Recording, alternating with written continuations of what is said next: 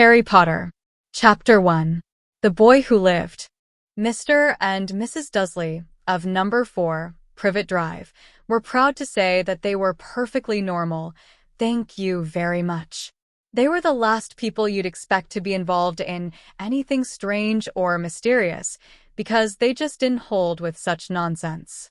Mr. Dursley was the director of a firm called Grunnings, which made drills.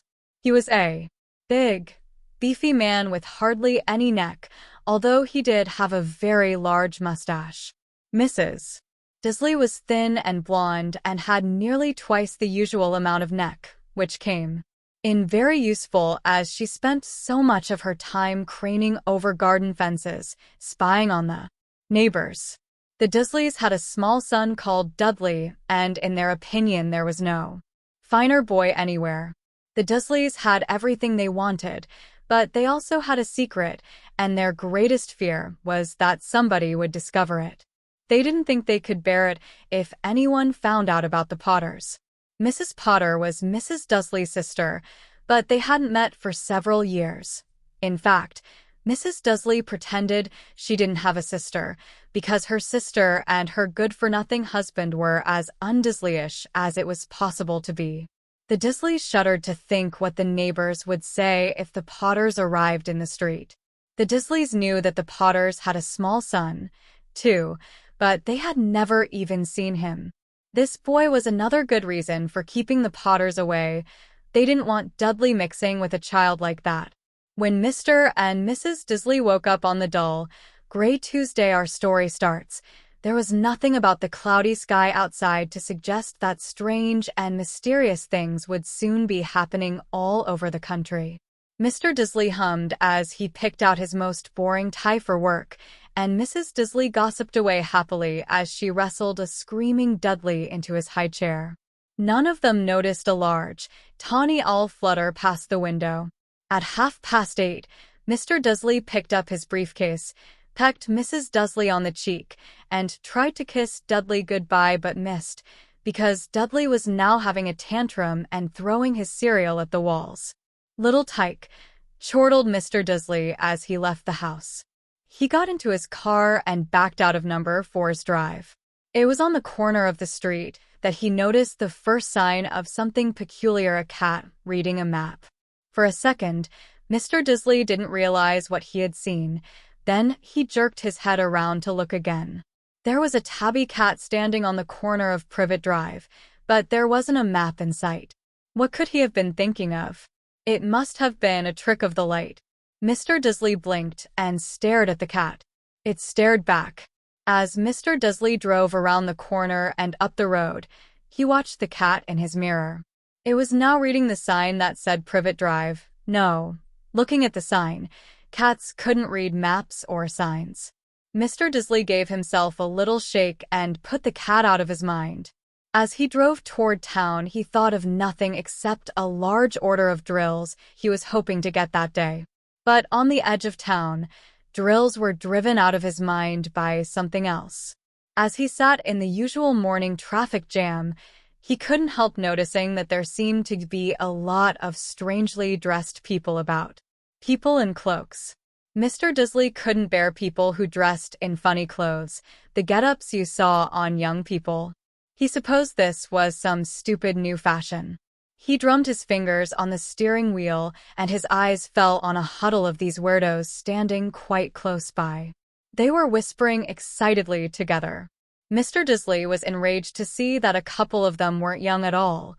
Why, that man had to be older than he was, and wearing an emerald green cloak. The nerve of him! But then it struck Mr. Dursley that this was probably some silly stunt. These people were obviously collecting for something. Yes, that would be it. The traffic moved on, and a few minutes later, Mr. Dursley arrived in the Grunnings parking lot, his mind back on drills. Mr. Dursley always sat with his back to the window in his office on the 9th floor. If he hadn't, he might have found it harder to concentrate on drills that morning. He didn't see the owls swooping past in broad daylight, though people down in the street did. They pointed and gazed open-mouthed as owl after owl sped overhead. Most of them had never seen an owl even at nighttime. Mr. Disley, however, had a perfectly normal, all-free morning.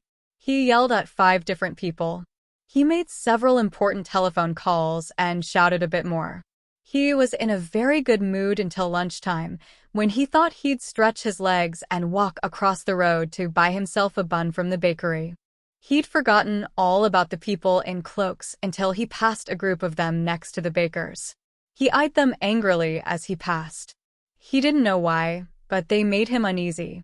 This bunch were whispering excitedly, too, and he couldn't see a single collecting tin. It was on his way back past them, clutching a large donut in a bag, that he caught a few words of what they were saying. The Potters, that's right, that's what I heard dash. Yes, their son, Harry dash. Mr. Dudley stopped dead. Fear flooded him. He looked back at the whisperers as if he wanted to say something to them, but thought better of it. He dashed back across the road, hurried up to his office, snapped at his secretary not to disturb him, seized his telephone, and had almost finished dialing his home number when he changed his mind. He put the receiver back down and stroked his mustache, thinking, no, he was being stupid. Potter wasn't such an unusual name. He was sure there were lots of people called Potter who had a son called Harry. Come to think of it, he wasn't even sure his nephew was called Harry. He'd never even seen the boy. It might have been Harvey. Or Harold.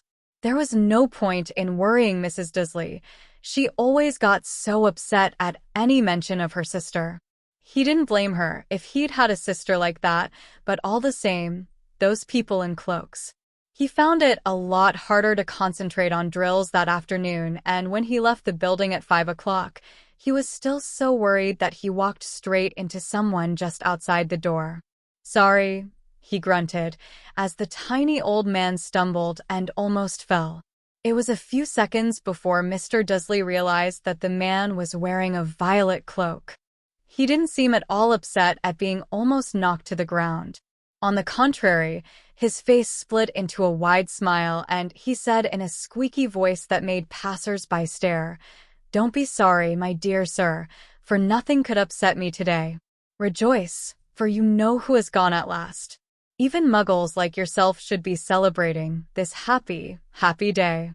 And the old man hugged Mr. Disley around the middle and walked off. Mr. Disley stood rooted to the spot. He had been hugged by a complete stranger. He also thought he had been called a muggle, whatever that was. He was rattled.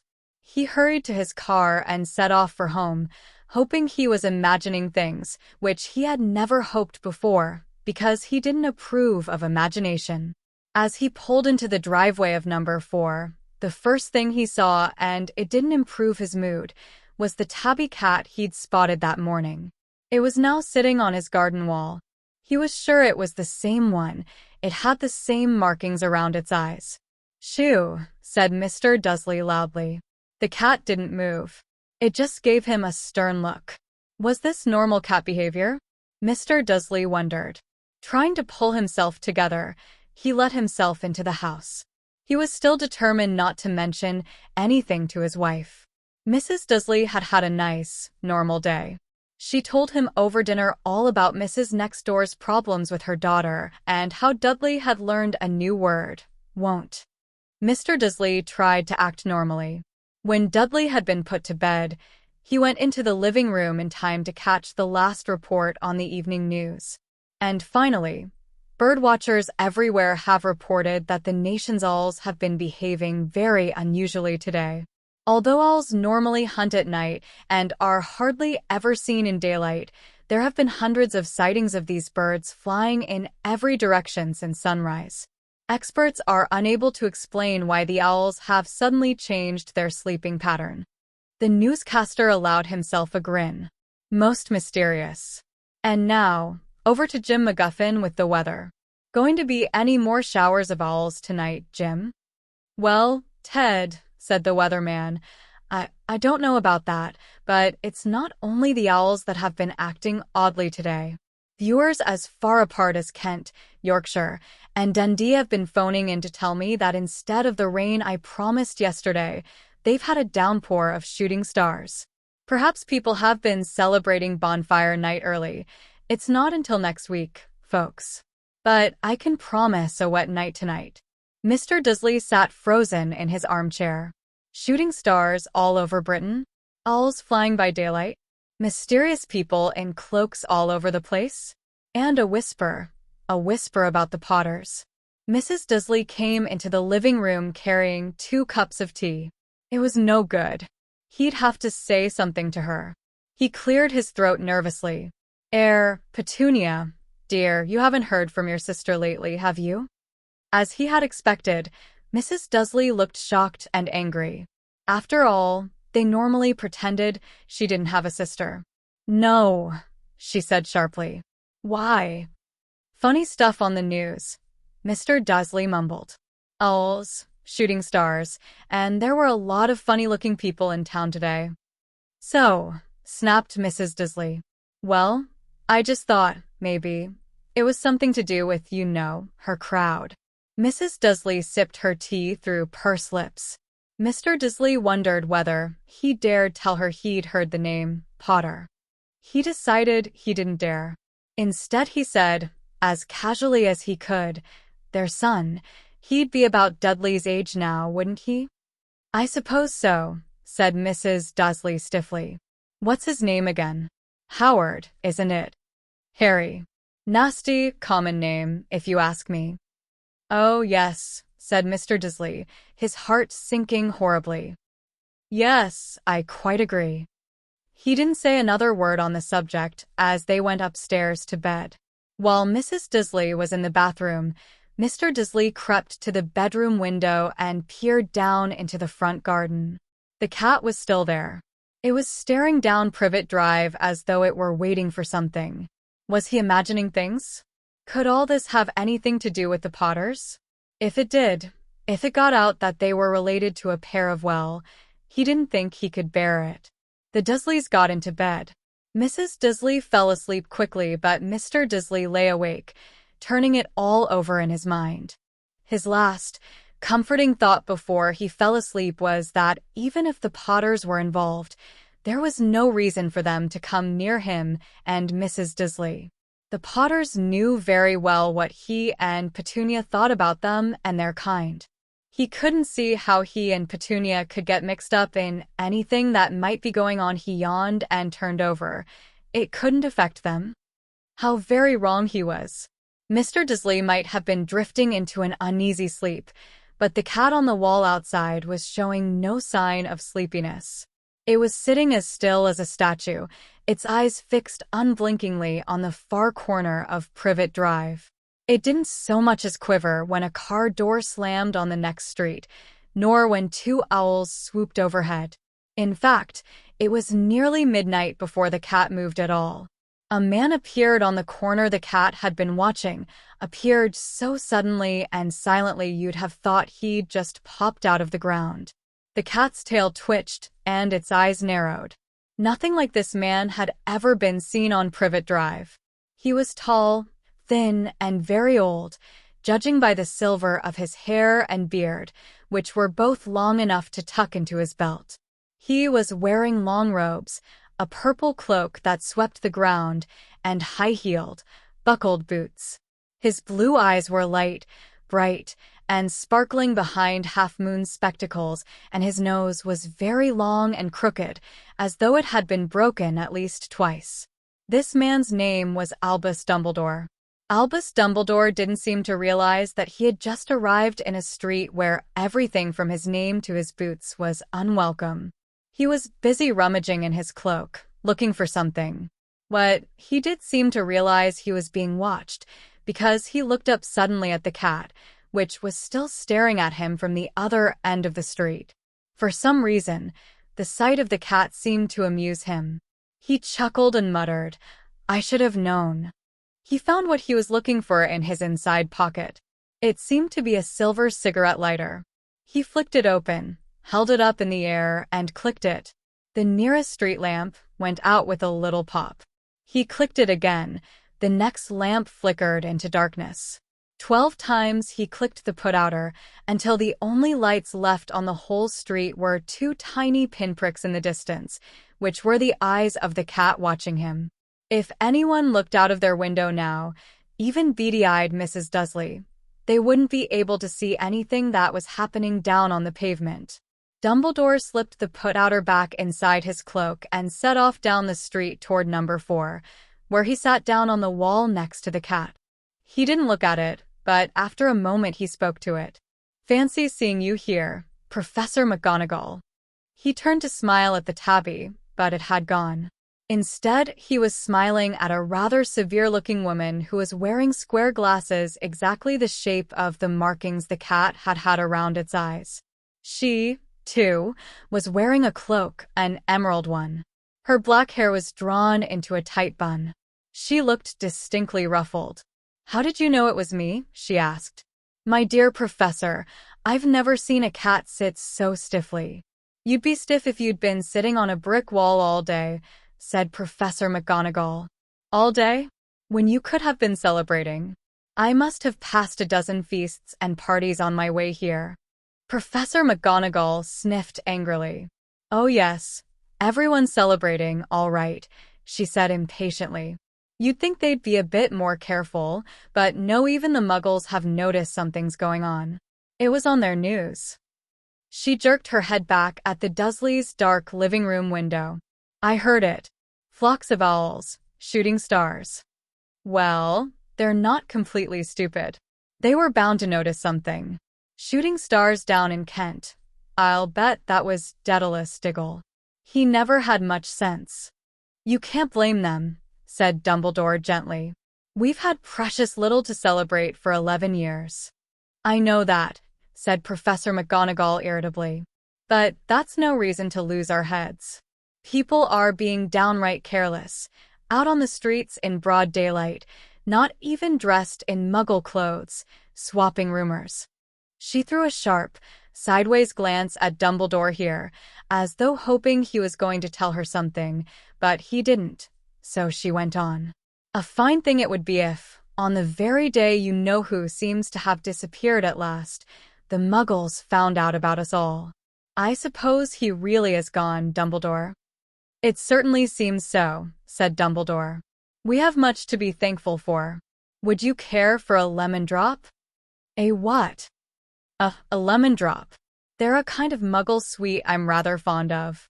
"No, thank you," said Professor McGonagall coldly, as though she didn't think this was the moment for lemon drops. "As I say, even if you know who has gone dash. My dear Professor, surely a sensible person like yourself can call him by his name? All this you-know-who nonsense for 11 years I have been trying to persuade people to call him by his proper name, Voldemort." Professor McGonagall flinched, but Dumbledore, who was unsticking 2 lemon drops, seemed not to notice. "It all gets so confusing if we keep saying you-know-who. I have never seen any reason to be frightened of saying Voldemort's name." "I know you haven't," said Professor McGonagall, sounding half exasperated, half admiring. "But you're different.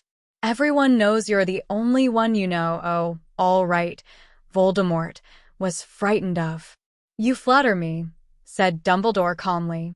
"Voldemort had powers I will never have. Only because you're too, well, noble to use them. It's lucky it's dark. I haven't blushed so much since Madame Pomfrey told me she liked my new earmuffs." Professor McGonagall shot a sharp look at Dumbledore and said, "The owls are nothing. Next to the rumors that are flying around. You know what everyone's saying?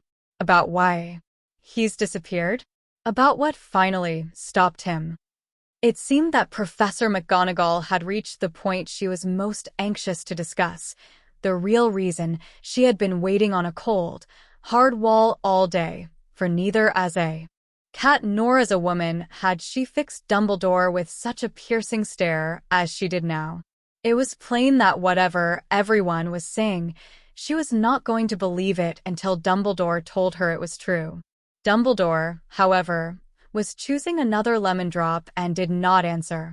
"What they're saying," she pressed on, is that last night Voldemort turned up in Godric's Hollow. He went to find the Potters. The rumor is that Lily and James Potter are that they're dead. Dumbledore bowed his head. Professor McGonagall gasped. Lily and James.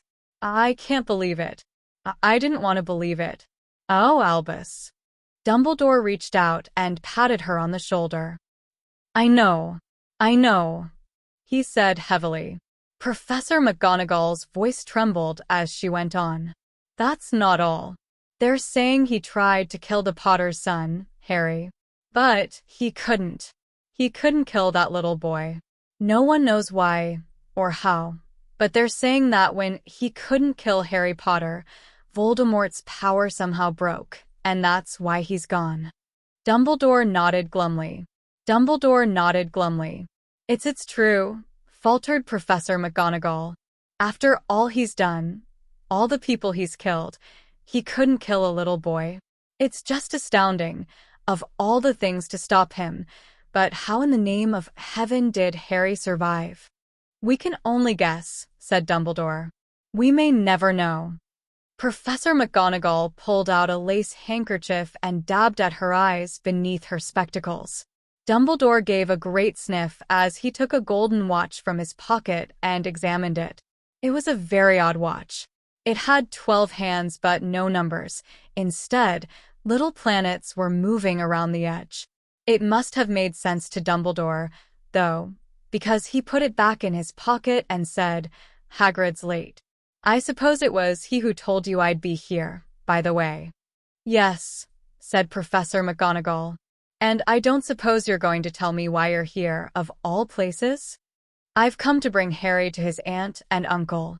They're the only family he has left now. You don't mean you can't mean the people who live here? Cried Professor McGonagall, jumping to her feet and pointing at number 4. Dumbledore, you can't. I've been watching them all day. You couldn't find 2 people who are less like us. And they've got this son.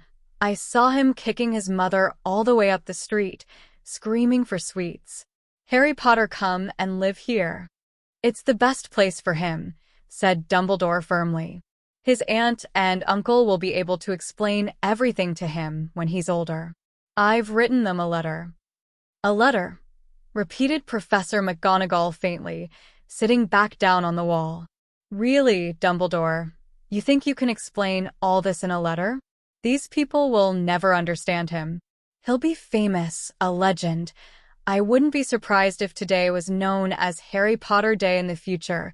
There will be books written about Harry. Every child in our world will know his name. Exactly, said Dumbledore, looking very seriously over the top of his half-moon glasses. It would be enough to turn any boy's head. Famous before he can walk and talk. Famous for something he won't even remember. Can't you see how much better off he'll be, growing up away from all that until he's ready to take it? Professor McGonagall opened her mouth, changed her mind, swallowed, and then said, Yes, you're right, of course. But how is the boy getting here, Dumbledore? She eyed his cloak suddenly as though she thought he might be hiding Harry underneath it. Hagrid's bringing him. You think it wise to trust Hagrid with something as important as this? I would trust Hagrid with my life, said Dumbledore. I'm not saying his heart isn't in the right place, said Professor McGonagall grudgingly, but you can't pretend he's not careless. He'd tend to what was that? A low rumbling sound had broken the silence around them. It grew steadily louder as they looked up and down the street for some sign of a headlight. It swelled to a roar as they both looked up at the sky, and a huge motorcycle fell out of the air and landed on the road in front of them. If the motorcycle was huge, it was nothing to the man sitting astride it. He was almost twice as tall as a normal man and at least 5 times as wide. He looked simply too big to be allowed and so wild. Long tangles of bushy black hair and beard hid most of his face. He had hands the size of trash can lids, and his feet in their leather boots were like baby dolphins. In his vast, muscular arms he was holding a bundle of blankets. Hagrid, said Dumbledore, sounding relieved. At last. And where did you get that motorcycle? Borrowed it, Professor Dumbledore, sir, said the giant, climbing carefully off the motorcycle as he spoke. Young Sirius Black lent it to me. I've got him, sir. No problems, were there? No. Sir House was almost destroyed, but I got him out all right before the muggles started swarming around. He fell asleep as we was flying over Bristol. Dumbledore and Professor McGonagall bent forward over the bundle of blankets. Inside, just visible, was a baby boy, fast asleep. Under a tuft of jet-black hair over his forehead they could see a curiously shaped cut, like a bolt of lightning. Is that where Dash? Whispered Professor McGonagall. Yes, said Dumbledore. He'll have that scar forever. Couldn't you do something about it, Dumbledore? Even if I could, I wouldn't. Scars can come in handy. I have one myself above my left knee that is a perfect map of the London Underground. Well, give him here, Hagrid. We'd better get this over with. Dumbledore took Harry in his arms and turned toward the Dursleys' house. Could I say goodbye to him, sir? Asked Hagrid. He bent his great, shaggy head over Harry and gave him what must have been a very scratchy, whiskery kiss. Then, suddenly, Hagrid let out a howl like a wounded dog. Shoo, hissed Professor McGonagall. You'll wake the muggles. Sorry, sobbed Hagrid, taking out a large, spotted handkerchief and burying his face in it. But I see can't stand it, Lily and James dead, and poor little Harry off to live with Muggles Dash. Yes, it's all very sad, but get a grip on yourself, Hagrid, or we'll be found, Professor McGonagall whispered, patting Hagrid gingerly on the arm as Dumbledore stepped over the low garden wall and walked to the front door. He laid Harry gently on the doorstep, took a letter out of his cloak, tucked it inside Harry's blankets, and then came back to the other two. For a full minute the three of them stood and looked at the little bundle. Hagrid's shoulders shook, Professor McGonagall blinked furiously, and the twinkling light that usually shone from Dumbledore's eyes seemed to have gone out. Thank you for listening. The next chapter is in the next video.